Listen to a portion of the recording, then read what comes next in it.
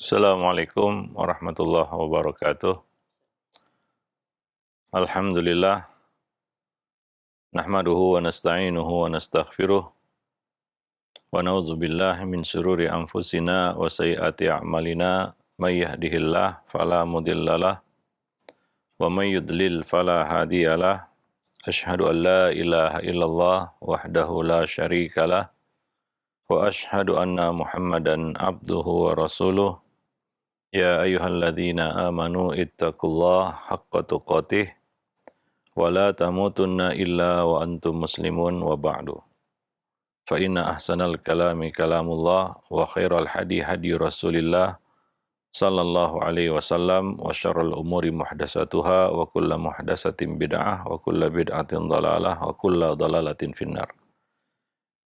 Ma'asyiral muslimin wal muslimat, para pemerhati roja dimanapun berada, pertama kita bersyukur kepada Allah Subhanahu wa taala atas segala nikmat dan karunia. Pagi ini kita dapat bertemu kembali, masih melanjutkan pembahasan buku Ada Apa Dengan Remaja. Kita bersyukur kepada Allah atas segala nikmat yang tidak akan bisa kita hitung satu persatu. Wa in ta'uddu ni'matallahi la tuhsuha. Salawat dan salam juga tidak lupa kita limpahkan untuk Nabi kita Muhammad sallallahu alaihi wasallam, keluarga beliau, sahabat beliau, dan umat beliau sampai hari kemudian. Para pemerhati roja, kaum muslimin dan muslimat yang dimuliakan Allah, pagi ini kita akan melanjutkan poin, yaitu beberapa kesalahan yang harus dihindari. Ada 3 poin yang sudah kita bahas. Terakhir adalah memaksakan pendapat tanpa memberi penjelasan, yaitu tanpa menyertakannya dengan argumentasi. Khusus remaja, tentunya mereka ini ya dalam proses kedewasaan. Akal mereka sudah semakin sempurna dan matang.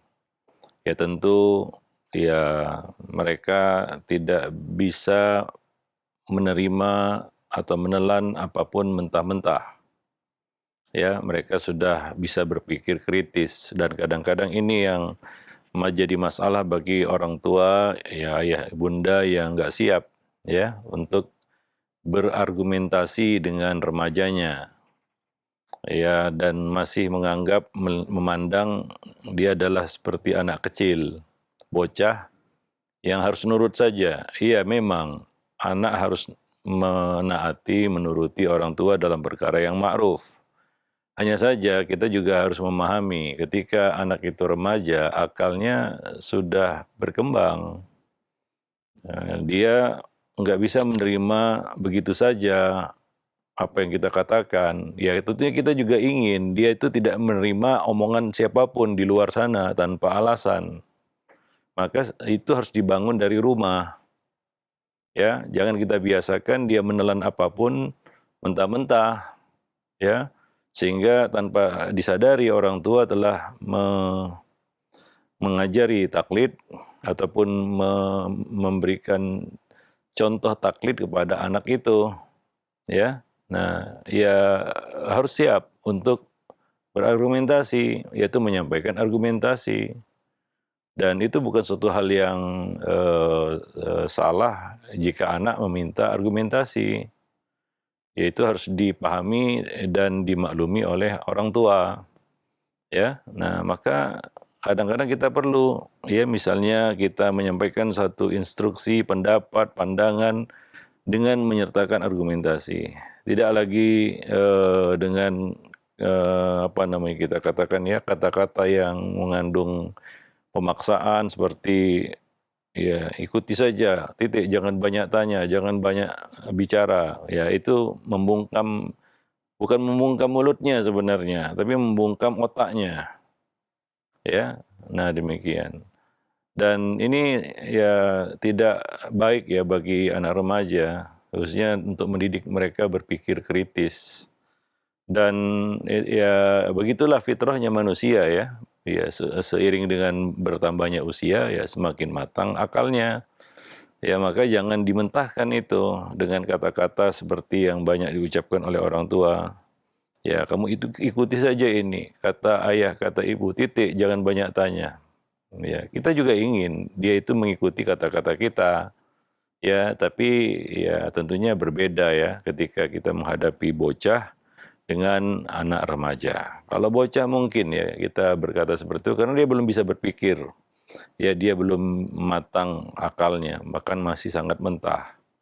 Tapi remaja, nah ini berbeda ya. Nah demikian. Seperti Nabi ya ketika berkomunikasi ya, berdialog dengan remaja itu Nabi selalu menyertakan alasan, ya, menyertakan alasan.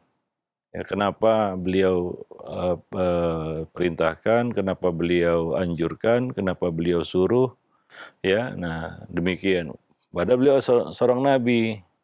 Nah, kita sudah angkat ya kisah Nabi Ibrahim dan Nabi Ismail ya. Ketika Nabi Ibrahim ya mengajak Ismail untuk melaksanakan perintah, yaitu perintah untuk menyembelihnya. Ya, Nabi Ibrahim tidak langsung ambil pisau dan eksekusi, enggak. Tapi beliau menghargai ya kematangan akal anaknya ya, Ismail yang saat itu kata Allah falamma balagha ma'ahu sa'ya, sudah masuk usia sa'yu, yaitu usia rusyd, di mana dia sudah bisa berdiri sendiri, ya, dia sudah bisa mengurus dirinya sendiri, ya, maka hargai itu. Ya, seperti halnya Nabi Ibrahim berkata kepada Nabi Ismail anaknya, "Fandur madza tara?" Bagaimana menurut pendapatmu?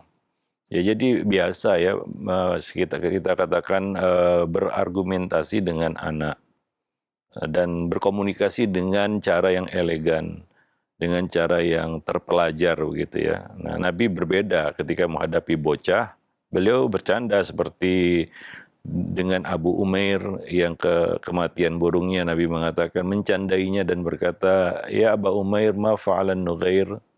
Ya, tapi tidak demikian halnya dengan Usamah ketika melakukan kesalahan. Nabi menegurnya tapi dengan cara yang elegan. Kaifa bika bila ilaha illallah yaumil qiyamah? Bagaimana dengan kamu menghadapi la ilaha illallah pada hari kiamat? Ya, nah begitu ya cara Nabi, pendekatan Nabi dengan bocah di bawah 10 tahun dengan remaja itu berbeda. Nabi begitu menghargai kematangan akal remaja, ya, kematangan mereka berpikir walaupun belum sempurna seperti orang dewasa, ya. Nah demikian, wallahu a'lam bishawab. Tapi banyak juga orang tua ya memperlakukan anak remajanya seperti bocah. Nah ini memang ya kalau remaja itu normal ya, itu sangat membosankan gitu dan sangat menjengkelkan juga, ya. Nah, tapi kalau dia justru terdidik seperti itu, banyak remaja-remaja yang sudah remaja tapi seperti bocah gitu ya. Ya, seperti bocah. Ini yang lebih parah sebenarnya. Karena orang tuanya memperlakukannya seperti bocah begitu ya. Padahal anak itu sudah remaja begitu. Nah, maka sudah kita sampaikan sebelumnya ya bahwa orang tua harus tahu juga usia anak. Anak ini di usia berapa dan masuk fase apa. Kalau dia sudah masuk fase remaja, nah ini kita nggak bisa lagi ya memperlakukannya seperti anak kecil. Ya, kalau seperti itu kita perlakukan, mungkin dia akan terus jadi bocah sampai dewasa. Ya, dan tidak berkembang cara berpikirnya, masih seperti bocah aja. Kenapa? Karena orang tuanya memperlakukannya seperti bocah, ya. Nah, demikian. Jadi perlu diperlakukan dengan cara yang berbeda, ya. Nah, demikian. Ya, ya, yang repot kan orang tua yang menghadapi anak dengan berbagai tingkatan usia. Ada yang mungkin sudah dewasa, sudah lepas landas, ada yang masih remaja, dan ada yang bocah, kan begitu ya. Nah, tentunya menghadapi ketiga jenis anak ini kan berbeda, nggak bisa disamakan, ya nggak bisa digeneralisir gitu, sama kita perlakukan, ya. Nah, demikian. Ya sama aja memperlakukan bocah ya seperti orang dewasa, seperti remaja juga kasihan itu bocah. Nanti dia tidak menikmati masa bocahnya. Ya, nah jadi Nabi berbeda memang menghadapi bocah-bocah ini enggak seperti menghadapi remaja. Ya kalau kita menghadapi bocah seperti menghadapi remaja, ya nanti dia tua sebelum waktunya begitu. Dan kasihan ya, kenapa? Karena dia di usia yang dia masih suka bermain, bercanda, ya, ya jangan terlalu serius kan begitu ya. Ya karena itulah masa-masanya. Nah, ada masa itu yang harus akan dia tinggalkan itu dan nggak akan kembali. Sebagaimana masa bocah kita kan nggak kembali ya, dan nggak akan bisa kembali gitu ya. Nah, orang yang kehilangan masa bocahnya nggak akan bisa dia dia dapati lagi di masa-masa berikutnya. Nah, hilanglah sudah masa kanak-kanaknya. Ini kasihan sekali ya, banyak orang tua yang terbolak-balik itu memperlakukan anak. Ketika anak itu bocah diperlakukan seperti remaja. Ya, serius. Ya, dan nggak ada canda dan nggak ada mainnya. Ya, sementara anak ini kan akalnya belum bisa untuk menghandle hal seperti itu. Kasihan ini anak. Dia mungkin nggak mendapatkan masa-masa bermain yang cukup, bercanda yang cukup pada masa kanak-kanaknya. Nah, begitu dia sudah remaja, justru diperlakukan seperti bocah. Ya, justru diperlakukan seperti bocah. Ya, dia akhirnya anak ini juga berantakan jadinya ya. Ya, psikologinya juga berantakan jadinya, mentalnya juga berantakan. Para pemerhati roja kaum muslimin dan muslimat yang dimuliakan Allah. Baik. Jadi kita juga harus siap ya menghadapi remaja itu dengan persiapan argumentasi. Ya, nah berbicara dengan lebih ilmiah begitu ya dengan anak remaja. Nggak bisa lagi banyak bercanda dengan anak remaja itu sebenarnya ya, sudah cenderung serius karena ya sebentar lagi mungkin dia akan membangun kehidupan sendiri yaitu berumah tangga ya, tentunya itu sudah hidup yang serius ya, bukan main-main lagi. Nah demikian, wallahu a'lam bishawab. Nah ini berkaitan dengan poin berikutnya yang akan kita bahas, yaitu meragukan anak dan tidak memberikan kepercayaan ya. Nah, sebagian orang tua meragukan kemampuan anaknya. Ya, belum lagi dicoba sudah memvonisnya. Wah, nggak bisa kamu nggak bisa. Jadi ya, akhirnya anak itu tumbuh menjadi anak yang lemah mental. Ya, nggak percaya diri, nggak pede. Karena nggak dibangun oleh orang tuanya. Ya,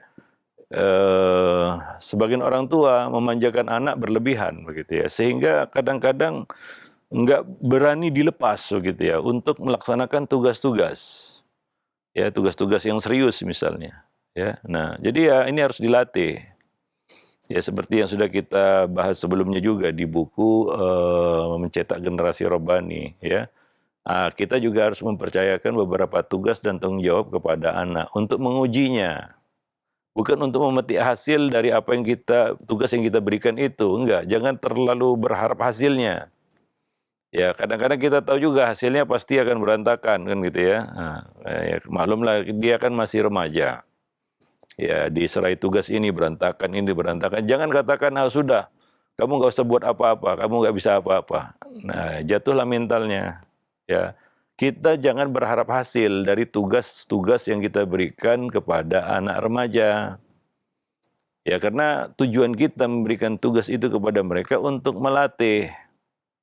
Karena kalau nggak dilatih, ya kesadaran memikul tanggung jawab itu tidak akan tumbuh. Dan itu nggak bisa dalam waktu yang singkat, sekejap, enggak. Itu perlu waktu untuk membangun mental bertanggung jawab, itu sikap bertanggung jawab. Ya, nah mampu menyelesaikan tugasnya dengan baik. Ya ini perlu dilatih. Ya, nah karena kita juga mengalami dan menjalani proses itu ya. Ya, mungkin kalau kita ingat flashback masa remaja kita banyak juga ya menyia-nyiakan tugas yang diberikan oleh orang tua kita atau tidak melakukannya dengan baik ya, karena maklumlah masih remaja.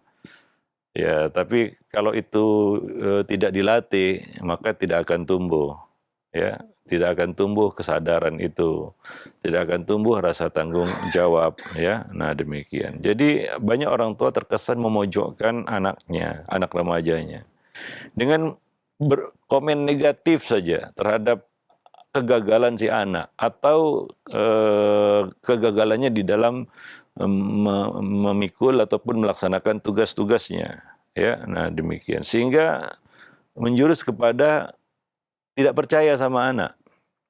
Ya, tidak mempercayai mereka. Nah, ya, akibatnya si anak juga ya merasa nggak percaya diri begitu ya, bahwa dia nggak bisa apa-apa begitu ya. Dia nggak bisa apa-apa, nggak bisa melakukan apapun. Ya. Nah, sikap seperti ini akan menghancurkan mentalnya gitu ya.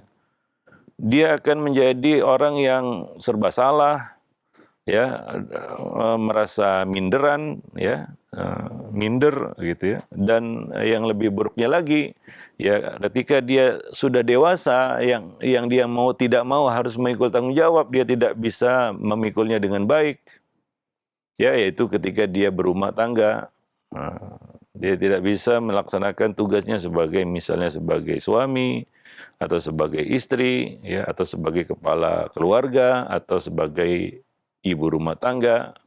Nah, karena tidak terlatih untuk melaksanakan tugas-tugas itu sendiri. Misalnya remaja putri, ya, tidak diberi kesempatan untuk ya memasak, karena mungkin dia dikasih kesempatan memasak gagal misalnya.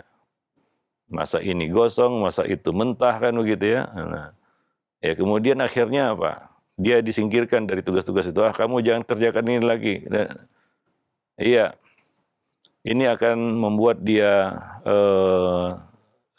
lemah mental, tidak percaya diri dan ya nggak akan mungkin tidak akan bisa melakukan tugas-tugas itu. Ketika dia harus melaksanakan tugas itu sebagai ibu rumah tangga. Ya, berapa banyak sekarang ini para istri yang nggak ngerti gitu ya. Ya, masuk dapur itu bingung mau buat apa gitu ya. Karena memang seperti itulah keadaannya waktu dia remaja. Orang tua sama sekali tidak memberikan kepercayaan kepadanya untuk menghandle dapur misalnya. Ya, nah walaupun ya kita katakan anak-anak remaja ini kalau kita kasih tugas itu berantakan memang. Cuma sekali lagi kita tegaskan di sini, jangan berharap hasil ketika kita memberikan tugas dan tanggung jawab kepada remaja, jangan berharap hasil. Artinya kita ingin hasil yang perfect, enggak. Bahkan mungkin bisa jadi gagal gitu ya, berantakan seperti yang kita sebutkan. Namun tujuan kita adalah melatihnya.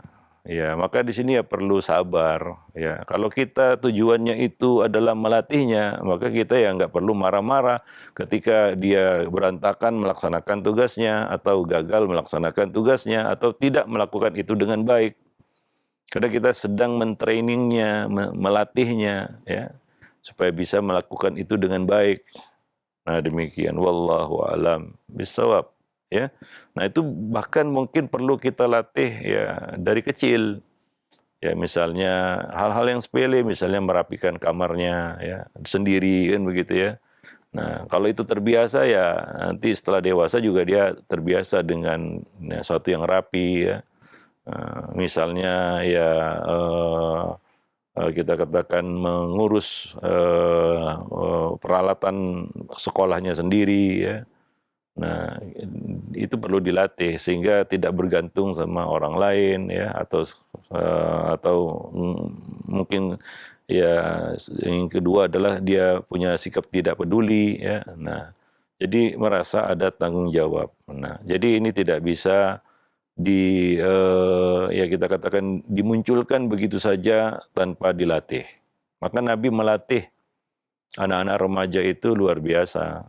Ya, sebelum diangkat menjadi panglima perang, ya, Usama bin Zaid pernah melakukan kesalahan seperti yang ya kita sering sampaikan, yaitu dia diikutsertakan oleh Nabi dalam satu sariyah. Sariyah itu adalah pasukan kecil, ya, atau dalam satu rombongan pasukan, ya. Dia membunuh seseorang, ya, di medan perang itu yang sudah mengucap la ilaha illallah. Ini kesalahan besar, ya. Ini kesalahan besar. Ya, maka Nabi menegur keras Usama, tapi dengan cara yang elegan. Ya, tidak membuat dia jatuh mentalnya. Ya, dan Usama tidak disingkirkan Nabi. Ya udah, kamu nggak usah lagi ikut-ikut pasukan, berantakan kamu buat gitu ya. Enggak. Walaupun itu salah dan perlu diingatkan. Dan cara Nabi mengingatkannya luar biasa. Dan itu membekas pada diri Usama. Ya, bahwa itu salah. Nah, ya, ketika orang itu sudah mengucap la ilaha illallah, terjamin darahnya, Walaupun itu kondisional ya, waktu itu Usama beristihad ya, bahwa orang ini pura-pura ya untuk menyelamatkan dirinya saja. Usama nggak tahu betapa besar nilai ucapan la ilaha illallah itu. Ya, ya karena kita nggak tahu pura-pura atau tidaknya kan urusan hatinya, urusan dia dengan Allah Subhanahu wa taala. Nah, ini yang Usama nggak tahu. Ya hingga akhirnya ia bunuh orang itu dan dilaporkanlah itu kepada Nabi. Ya, dan Nabi memberikan teguran keras kepada Usama. Tapi Nabi tidak menyingkirkan Usama dari pasukan. Untuk selanjutnya kamu gak usah ikut lagi ya. Ya, kamu bikin berantakan saja, kamu buat kesalahan fatal. Sudah nggak dikasih kepercayaan lagi begitu ya. Tidak.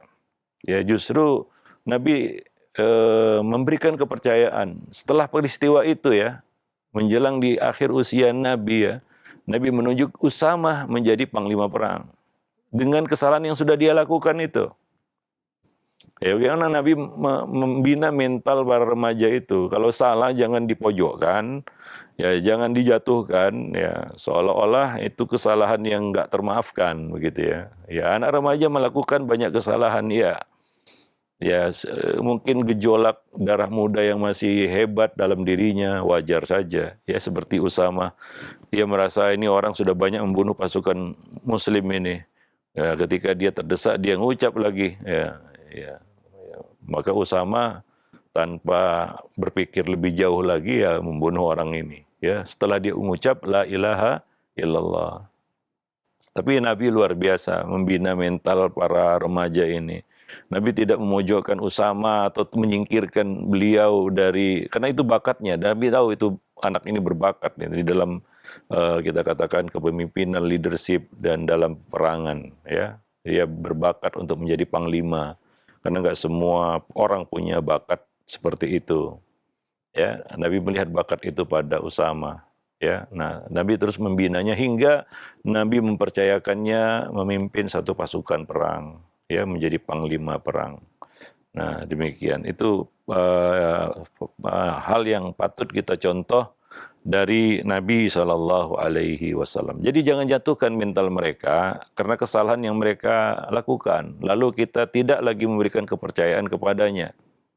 Ya, karena tujuan kita melatihnya. Ya, melatihnya. Ya, ya orang tua saja, orang dewasa saja melakukan kesalahan, apalagi remaja ya. Nah, kadang-kadang kita yang nggak bisa memaklumi mereka. Ya kita mungkin terlalu perfeksionis, menuntut mereka untuk bisa sempurna ya dalam segala hal ya, atau mereka melakukan sesuatu yang di luar ekspektasi kita sebagai orang tua dan kita tidak menerima itu. Ya, maka kita tegaskan sekali lagi bahwa ketika kita memberikan tugas-tugas itu kepada anak remaja, jangan berharap hasil, apalagi hasil yang sempurna. Kalau berhasil dan hasilnya bagus, alhamdulillah, itulah yang kita harapkan. Tapi kalau tidak, ya, maka ingat ya, tujuan itu utama kita, tujuan inti kita bukan hasilnya, tapi kita ingin melatih mereka. Ya, hasilnya akan terlihat nanti, ya ke depannya, ketika mereka sudah betul-betul menjadi orang dewasa. Ya, mudah-mudahan mereka bisa belajar dari kesalahan itu. Ya seperti Usama betul-betul belajar dari kesalahan yang dilakukannya karena nasihat Nabi SAW. Ya, ya Nabi tidak memuntahkan jerih payah atau apa yang sudah dilakukan Usama di medan perang pada saat itu. Ya, tapi Nabi menyoroti satu hal yang perlu diperbaiki. Ya, maka Usama ini tidak pernah terlibat lagi dalam pertumpahan darah sesama kaum muslimin sesudah Nabi mengatakan perkataan itu. Ya, nah ini luar biasa ya. Pendekatan Nabi dan cara Nabi ya mendekati ya para remaja ini dan mentreatment mereka ya sehingga mereka tumbuh menjadi remaja-remaja yang berkualitas begitu ya. Wallahu a'lam bishawab ya, dan mampu berbuat dengan bakat yang mereka miliki. Kita harapkan juga remaja-remaja kita seperti itu. Ya perlu bersabarlah ya. Banyak hal-hal yang kadang-kadang kita, apalagi zaman sekarang ini, ya kita beri toleransi kepada mereka. karena tantangan mereka hebat, tantangan mereka berat, ya. Hari ini menjadi remaja hari ini nggak gampang. Ya, ini yang harus kita sadari, dan oleh karena itu orang tua harus membantu mereka. Ya, nggak gampang. Jangan dibandingkan dengan masa remaja kita dulu, yang mungkin ya kita jadi remaja hari ini belum tentu mampu juga begitu ya, menghadapi masa remaja dengan segala kecanggihan teknologi, kemajuan manusia hari ini dalam bidang IT dan bidang-bidang lainnya. Belum tentu kita mampu seperti yang kita bayangkan sekarang ya, terhadap anak-anak remaja kita. Maka bantulah mereka. Ya, hal yang sering dikeluhkan orang tua masalah handphone, gadget dan remaja dan gadgetnya. Ya, anak muda hari ini, remaja hari ini, siapa yang bisa lepas dari itu? Ya, orang tua saja nggak bisa lepas dari itu. Gimana mereka? Dan mereka hidup di masa seperti ini yang harus dipahami ya oleh para orang tua terutama ya. Nah, rata-rata seperti itu, itulah masalahnya. Mau di kampung, mau di kota, ya. Nah, demikian. Ya, jadi perlu pendekatan yang lebih bijak ya dari orang tua kepada anak-anak remaja mereka, khususnya dalam memecahkan ya masalah-masalah yang mereka hadapi hari ini.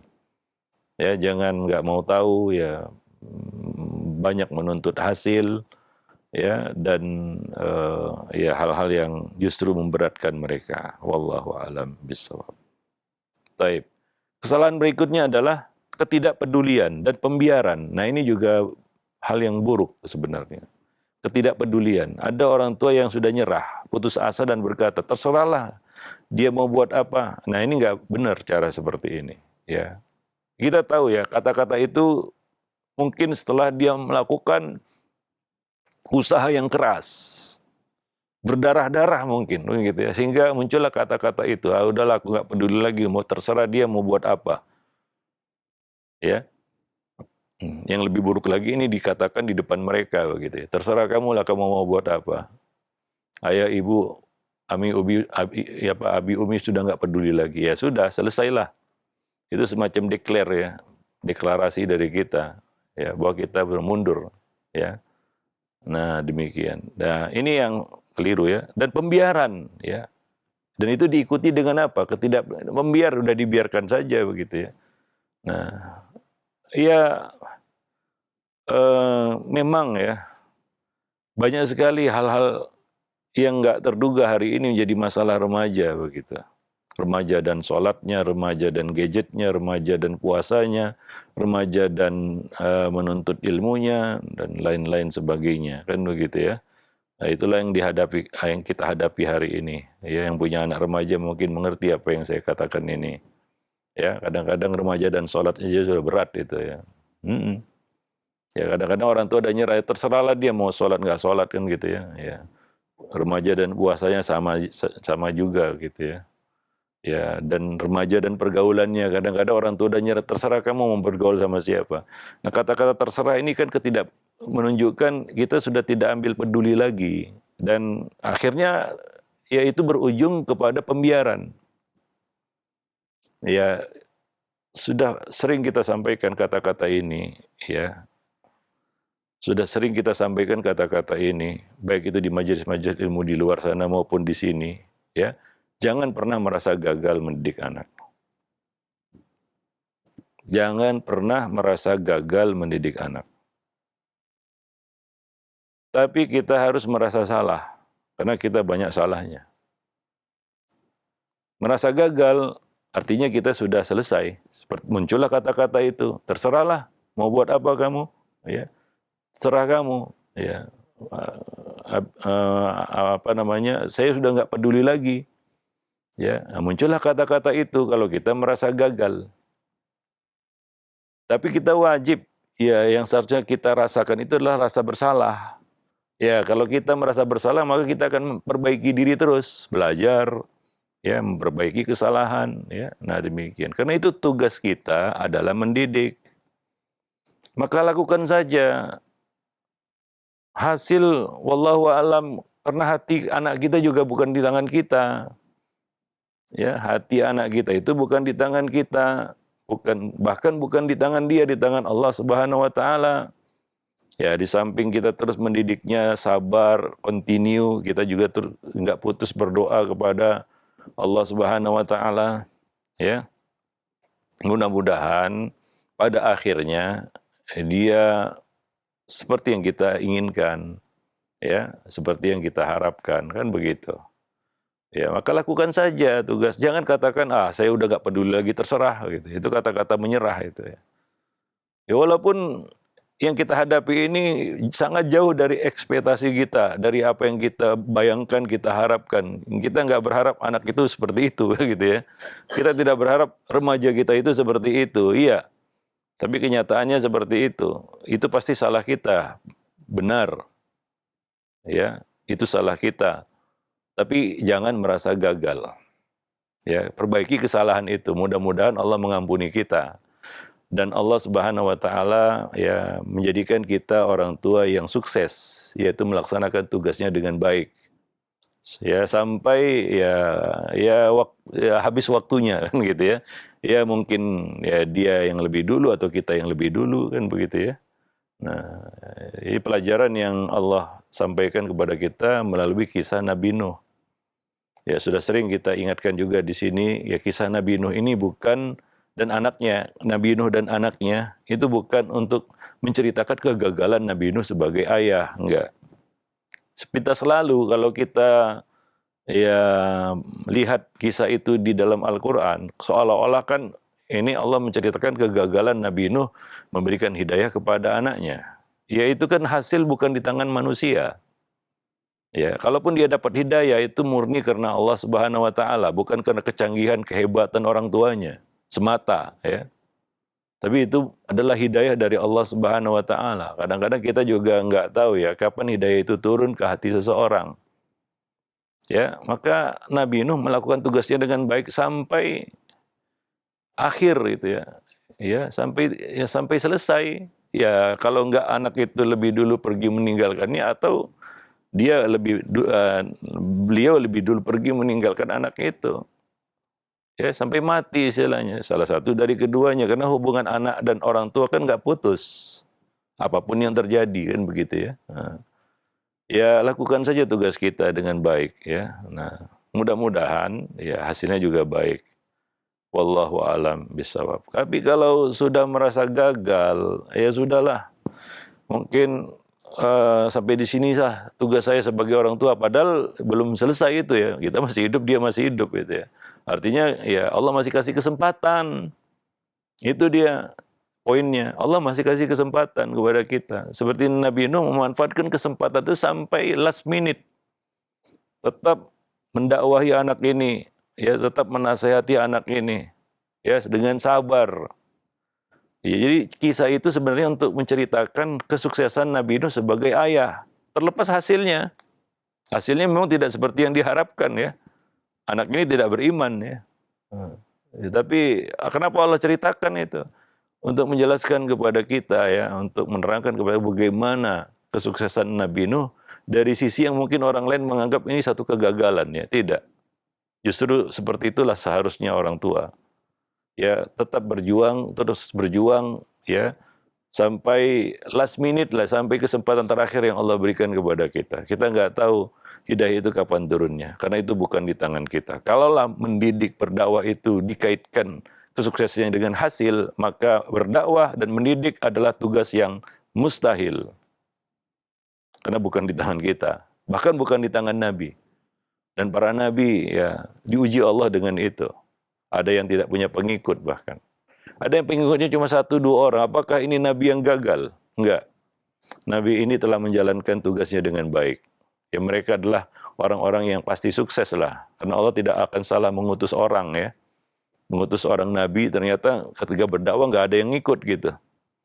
Ya, bisa aja terjadi. Iya, karena hidayah bukan di tangan manusia. Bukan di tangan para Nabi. Hatta bukan di tangan para Nabi. Para pemerhati roja kaum muslimin dan muslimat yang dimuliakan Allah. Ya, nah demikian. Jadi ya kita nggak perlu membanding-bandingkan kita dengan orang lain membanding-bandingkan dirinya dengan kita dalam hal mendidik anak. Wah, si fulan ya sukses dia mendidik anaknya jadi, ya belum tentu. Ya boleh jadi anak itu jadi bukan di tangan orang tuanya, tapi di tangan orang lain. Ya, lalu apa yang sudah dilakukannya? Ini akan Allah tanyakan kepadanya nanti pada hari kiamat. Kalau dia nggak buat apa-apa, justru dia menelantarkan, apakah kira-kira dia akan selamat? Apakah dia dipandang orang tua yang sukses? Ada orang tua yang nggak peduli, ya anaknya jadi aja begitu, tapi di tangan orang lain begitu ya. Dia nggak melakukan apa-apa, bahkan cenderung abai gitu ya. Ya.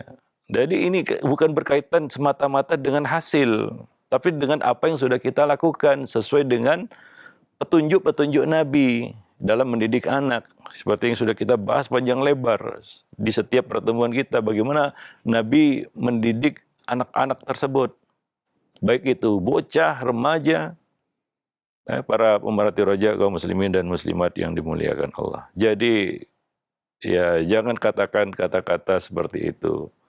Ya itu akan akhirnya ya berujung kepada ini yang buruk, pembiaran. Ya sudah dibiarkan aja.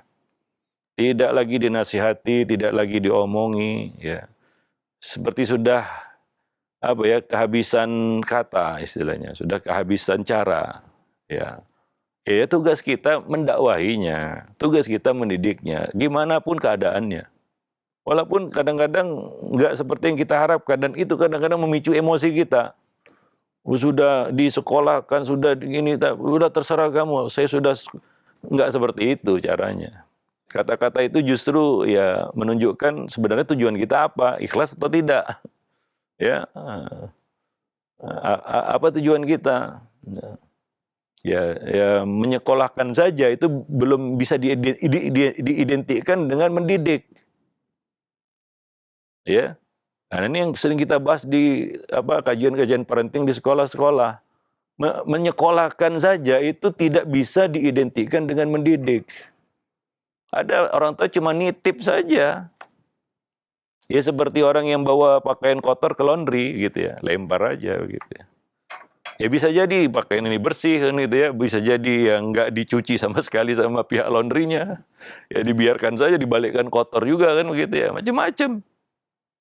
Ya, nah nggak seperti itu. Jadi nggak bisa diidentikan kalau kita sudah nyekolahkan berarti kita sudah mendidik. Belum tentu. Karena banyak orang tua juga, ini laporan dari sekolah ya, yang nggak peduli. Ya akhirnya ya yang tunggang langgang, yang jungkir balik itu sekolah itu. Banyak itu seperti itu, ya. Nah, tapi ada juga orang tua yang memang terlibat. Ini seperti orang tua yang bawa anaknya ke sekolah seperti dia membawa gaun yang sudah dirancangnya dengan baik ke tukang jahit untuk dipoles supaya lebih cantik dan indah lagi. Jadi dia bukan bawa kain polos begitu untuk dijahit tukang jahit itu, enggak, udah jadi.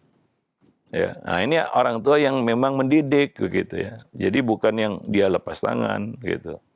Wallahu a'lam bishawab. Nah, ini kadang-kadang kesalahan kita para orang tua. Ya. Nah, jadi ya pembiaran itu justru yang akan menghancurkannya jadinya ya.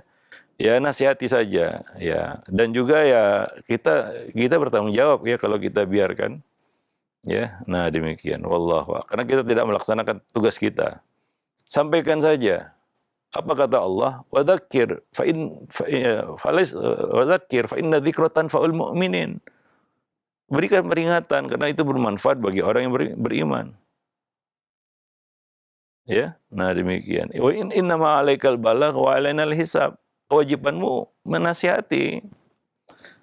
Adapun urusan batinnya itu hisabnya di sisi Allah Subhanahu wa taala. Ya. Nah, demikian. Wallahu a'lam bishawab. Nah, mungkin sampai di sini dulu ya materinya, nanti akan kita lanjutkan lagi pada pertemuan yang akan datang insyaallah. Nah, baik. Alhamdulillah, terima kasih banyak syukran jazakallahu khair atas materi yang telah disampaikan oleh Ustadz di kesempatan pagi hari ini, poin-poin yang telah disampaikan oleh Ustadz yaitu kesalahan-kesalahan yang harus dihindari, yang mudah-mudahan kita bisa berusaha dengan benar ya ketika mendidik anak kita dan berusaha untuk menghindari kesalahan-kesalahan tersebut. Baik, untuk selanjutnya kami ajukan beberapa pertanyaan, satu atau dua pertanyaan. Yang pertama Ustadz, ini ada pertanyaan penanya yang berada di Bandung. Assalamualaikum warahmatullahi wabarakatuh. Ya Ustadz, bagaimana cara mengatasi anak yang sudah candu merokok Ustadz dan sangat susah untuk dinasehati? Padahal ayahnya itu seorang guru tahfidz dan juga seorang imam di sebuah masjid komplek perumahan. Mohon pencerahan dan nasihatnya Ustadz. Jazakallahu khair. Iya, nggak usah dikaitkan dengan Iya. seorang guru tahfiz dengan, ya itu nabi ya, Nabi Nuh kan nabi ya. Ya tapi berhadapan dengan anak yang seperti itu gitu ya. Nah, apa yang dilakukan oleh Nabi Nuh ya tetap kita katakan di sini memang itu salah kita ya. Anak itu jadi perokok, orang tua nggak bisa lepas tangan gitu, artinya lepas tanggung jawab gitu. Jelas ini pasti ada faktor kesalahan orang tua. Karena Nabi mengatakan kullu mauludin yuladu alal fitrah fa abawahu, kata Nabi. Kedua orang tuanya. Kita nggak bisa, sebagai orang tua nggak bisa cuci tangan. Itu bukan salah saya sama sekali, enggak. Itu salah kita. Anak jadi perokok, salah orang tuanya, iya. Mungkin abai masalah lingkungan pergaulannya, ya. Atau ya mungkin justru ada orang tua yang ngajari anaknya merokok, kan begitu ya. Atau memberikan contoh dia merokok, kan begitu ya. Nah demikian, jadi banyak faktornya. Nggak mungkin suatu itu terjadi tanpa sebab. Anak ini kalau dibiarkan di atas fitrahnya, lurus dia. Inni khalaqtu ibadi hunafa. Aku ciptakan hamba-hambaku itu lurus, hanif. Ya nggak mau dia memudaratkan diri sendiri. Ya kecuali ada faktor-faktor yang mempengaruhi. Bisa faktor internalnya ataupun eksternalnya, faktor lingkungan, atau juga lingkungan rumah. Mungkin ada yang merokok di situ. Yang jelas, atau tontonan. Dia lihat orang merokok. Kayaknya asyik ini, maka dia tiru. Atau ya pergaulan. Ya kalau masalah rokok biasanya kaitannya itu dengan pergaulan anak itu. Ya orang tua kadang-kadang nggak peduli. Abai saja kan begitu, dia dibiarkan saja. Ya akhirnya jatuhlah anak itu ke kebiasaan merokok itu. Nah, demikian. Yang pertama itu pasti salah orang tua. Ya, kita nggak bicara di sini latar belakang orang tua itu guru tahfiz, orang tua itu bahkan nabi. Ya artinya banyak hal yang ya salah satu ujian yang Allah berikan kepada kita, ujian dari anak gitu ya. Ya kadang-kadang seperti itu. Ya cobalah kita muhasabah kan gitu ya. Kira-kira di mana ini salah kita, ya. Nah demikian. Nah, dengan tahu sebabnya mungkin kita lebih mudah untuk memperbaiki keadaan, memperbaiki masalah tersebut. Kalau itu karena faktor pergaulan ya, maka ya coba dijauhkan dia dari pergaulan yang buruk. Cari pergaulan yang baik untuknya. Kadang-kadang untuk mencari pergaulan yang baik kita perlu modal juga, perlu waktu. Membawa anak itu ke pergaulan yang baik, ya, menjauhkannya dari pergaulan yang buruk. Nah, itu kan juga perlu perhatian. Kalau dibiarkan saja ya akhirnya anak itu jadi pecandu. Dan kalau sudah candu, rokok itu ya candu kan begitu ya. Udah agak berat itu kasusnya. Ya kalau sudah candu, ya. Karena ya rokok dan lain sebagainya, kopi candu. Kenapa? Dia ada zat di situ yang membuat dia merasa nyaman. Ya, kafeinnya, nikotinnya, ya, yang sifatnya itu ya men-trigger jantungnya, ya, hingga dia merasa enak begitu ya. Nah, kalau sudah kena candunya seperti ini, memang lebih berat lagi cara penyelesaiannya. Ya, sebenarnya itu berbanding lurus dengan keabaian kita, kesalahan kita. Semakin dalam kesalahan kita, maka semakin berat juga untuk memperbaiki keadaan itu. Ya, kalau belum candu mungkin mudah ya. Ya, kalau belum candu ya mungkin masih kita bisa jauhkan dia dari itu.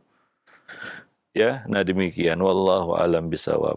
Nah, tadi ya kita belajar dari Nabi Nuh alaihissalam itu contoh untuk semua orang tua ya, bahwa kadang-kadang mendidik anak ini tidak selamanya mulus. Nggak bisa kita bandingkan, wah saya ini berhasil jadi orang tua, dia gagal. Nggak, belum tentu. Ya, dia diuji dengan ujian yang berbeda. Ya, nah bukan seperti itu. Maka kita harus saling dukung-mendukung. Kita harus saling sokong-menyokong satu sama lainnya, para orang tua ini. Bukan saling membanggakan diri gitu. Oh, saya ini orang tua yang berhasil, dia gagal. Itu nggak pantas berkata seperti itu. Iya, dia diuji dengan ujian yang berat. Kita mungkin ujian yang lain lagi. Bukan diuji dari anak mungkin, dari istri, dari orang tua, dari teman, dari macam-macam, dari harta. Itulah ujian-ujian, bentuk-bentuk ujian yang Allah berikan kepada manusia. Ya, nah nggak usah berbangga diri, wah saya ini orang tua yang sukses ini, mandang orang lain begitu ya, oh dia gagal itu, anaknya berantakan itu. Ya kita nggak tahu bagaimana beratnya perjuangannya untuk mendidik anak. Ya maka saling mendukung satu sama lainnya kita ini kaum muslimin ya. Karena masalah remaja hari ini kompleks ya, kita harus saling mendukung satu sama lain. Ya, makanya perlu diadakan kajian-kajian parenting di sekolah ataupun di masjid. Karena ini masalah kita semua soalnya. Kita nggak bisa lepas dari masalah ini. Dan tantangan anak dan remaja ke depannya itu jauh lebih berat. Ya, jauh lebih berat. Ya, maka sering kita ya acara-acara di masjid ya kita berusaha untuk mengalihkannya. Ini salah satu ya, jangan diabaikan begitu ya. Jangan asyik jangan yang lain hanya untuk lari dari masalah ini. Jangan ya kita mengabaikan masalah ini kemudian mencari pelarian begitu ya. Sehingga masalah ini kita abaikan dan seolah-olah bukan masalah. Ya kita tahu, ya kita semua hari ini masalah kita hampir sama aja. Tadi disebutkan di dalam pertanyaan itu kan begitu ya, latar belakang orang tuanya apa tadi? Iya. Iya. Artinya ini ya masalah kita semua. Bukan berarti misalnya anak ustadz pasti ini anak nabi yang nggak jadi jaminan kan begitu ya, bahwa Allah tidak mengujinya dengan ujian seperti itu. Iya. Wallahu a'lam bisawab. Ya, nah demikian. Jadi kita nggak perlu, wah saya ini orang tua yang berhasil dia gagal, enggak, jangan. Itu kesombongan namanya. Ya, bisa jadi Allah uji kita dan kita gagal begitu ya. Ya begitu ya. Nah demikian. Ya kita harus saling kita katakan saling sharing ya, saling wah caranya begini saya sudah dapat ujian seperti ini, kayaknya bagusnya seperti ini. Maka kita katakan di sekolah maupun di masjid ya perlulah ya kajian-kajian parenting ini. Dan juga ya yang nggak kalah penting juga kajian untuk anak. Itu nggak kalah pentingnya untuk mereka begitu ya. Jadi ya orang tuanya juga punya wawasan mendidik anak yang baik ya. Anak-anak juga dikasih materi mereka ya di masjid-masjid. Bukan hanya lewat roja gitu. Tapi memang nyata mereka ke masjid untuk mereka hadir menuntut ilmu begitu ya. Kajian itu, majelis itu untuk mereka. Ya, bukan orang tua bawa anaknya ke masjid, kajiannya kajian dewasa. Kajian materinya untuk orang tua, begitu ya. Kan beda itu. Maka wajar aja ya. Orang tua yang bawa anaknya ke masjid, kajiannya kajian orang dewasa, begitu ya. Materinya untuk materi orang dewasa. Akhirnya mereka boring lah, main-main di masjid. Gitu. Karena bukan ditujukan untuk mereka. Ya, maka perlu juga lah kita buat kajian-kajian anak untuk mereka dan itu perlu gitu ya. Ya, itu salah satu kebutuhan ya mereka hari ini, anak-anak dan remaja hari ini. Yang kadang-kadang kita ya abaikan itu ya, kita kita nggak pedulikan gitu ya. Kita asik ngaji terus gitu ya. Tapi anak akhirnya mereka nggak punya punya wadah dan punya majelis untuk mereka begitu ya. Nah demikian wallahu a'lam. Dan kadang-kadang orang tua juga asik ngaji sendiri yang enak didengar aja begitu ya. Kalau yang ini ngaji bikin masalah ini, bikin pusing ini. Akhirnya dia juga nggak suka materi-materi tertentu begitu ya. Lebih suka ya hal-hal yang kadang-kadang itu sebagai pelarian saja begitu ya. Wallahu a'lam bishawab. Demikian. Iya, alhamdulillah. Ya. Nah, Ustaz, yang kedua, Ustaz. Iya, silakan. Iya. Yang kedua ada pertanyaan kembali, Ustaz. Ya Ustaz, saya dan istri qadarullah dalam proses sidang cerai. Anak kami ada 5, ada yang sudah remaja dan ada yang masih kecil. Nah, yang ingin saya tanyakan bagaimana tata cara pengaturan dalam pengurusan hak asuh anak secara syariat? Ya sebelum ketok palu ya, ya sulhu khair, berdamai itu Baik. lebih baik ya. Maka ya perlu dilakukan mediasi yang berkali-kali ya, nggak satu kali, supaya ya hati itu kan bisa berubah ya. Kadang-kadang keputusan itu kita ambil sesaat, cepat ya, tanpa berpikir panjang begitu ya. Nah, atau kita hanya melihat satu itu dari satu sisi. Ya kita belum melihat dari semua sisinya begitu ya. Nah, demikian. Ya, jadi sebelum ketok palu itu ya, maka kita katakan, kita nasihatkan as-sulhu khair. Berdamai itu lebih baik kan begitu ya. Kadang-kadang orang tua harus menurunkan egonya ya demi anak juga kan begitu ya. Walaupun ya finalnya ya mungkin saja ya, karena cerai itu kan di dalam Islam memang dibolehkan, salah satu solusi ya. Salah satu solusi ya. Nah, demikian. Bukan solusi satu-satunya. Salah satu solusi begitu ya. Nah, tapi ayat menganjurkan kita untuk apa? Berdamai. As-sulhu khair ya. Berdamai itu lebih baik kan begitu ya. Wallahu a'lam bishawab. Ya kadang-kadang orang nggak siap cerai. Cerainya siap tuh, tapi pasca cerai nggak siap gitu ya. Misalnya ya Allah mengatakan ya tentang ya bagaimana kalau perceraian terjadi, fa imsakun bima'rufin au tasrihun bi ihsan. Nah, tasrih bi ihsan ini yang nggak bisa. Ya itu apa? Bercerai dengan cara yang baik-baik begitu ya. Sehingga anak nggak jadi korban gitu ya. Diperebutkan oleh orang tuanya, anak jadi bingung kan gitu ya. Terbengkalailah pendidikannya, rusaklah mentalnya, ya terganggulah psikologinya dan lain sebagainya ya. Ekses-ekses dari perceraian itu. Wallahu a'lam bishawab. Ini harus dipikirkan jauh-jauh ya. Maka ayat mengatakan as-sulhu khair, berdamai itu lebih baik ya. Nah, kalaupun perceraian tidak bisa dihindarkan, maka tasrihun bi ihsan. Bercerailah, berpisahlah dengan baik-baik juga kan begitu ya. Ya nggak perlu bertengkar, apalagi saling buka-buka aib. Ya kemudian semua tahu, anak jadi tahu juga kan gitu kan, berantakan itu. Ya hancurlah mental anak itu. Ya gak usah cerita tentang bagaimana anak ini ke depannya begitu ya. Tentang bakatnya, tentang ya masa depannya. Kadang-kadang banyak orang anak-anaknya jadi korban ya keegoan orang tuanya ya. Nah, akhirnya jadi istilahnya sekarang anak broken home gitu ya. Nah, emang pendidikan rumah itu pondasi yang paling utama. Ya kalau itu sudah roboh, hampir bisa dipastikan roboh semuanya. Ya, wallahu a'lam bishawab. Ya. Ya, kira-kira sampai di sini dulu pertemuan kita ya. Mudah-mudahan bermanfaat. Aqulu qauli hadza, astaghfirullah li wa lakum lisairil muslimin, innahu huwal ghafurur rahim.